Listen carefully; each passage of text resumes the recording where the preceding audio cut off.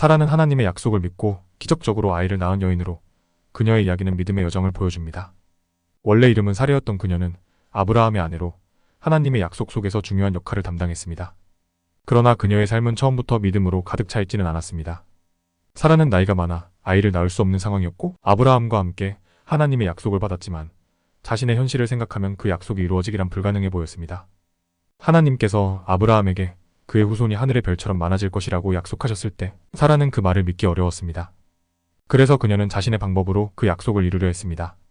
하갈이라는 여종을 통해 아들을 얻으려 했던 것입니다. 하지만 이것은 하나님의 계획이 아니었습니다. 그리고 사라는 그 선택으로 인해 가정 안에서 갈등을 겪게 되었습니다. 그러나 하나님은 신실하셨습니다. 하나님은 아브라함에게 다시 나타나셔서 사라에게 아들을 주실 것을 분명하게 말씀하셨습니다. 이때 사라는 천막 안에서 그 말을 듣고 웃었습니다. 그 웃음은 불신과 절망에서 나온 것이었습니다. 하지만 하나님은 그 웃음을 신앙의 웃음으로 바꾸셨습니다. 하나님의 말씀대로 사라는 나이가 많음에도 불구하고 아들을 낳게 되었고 그 아들은 이삭이라고 불렸습니다.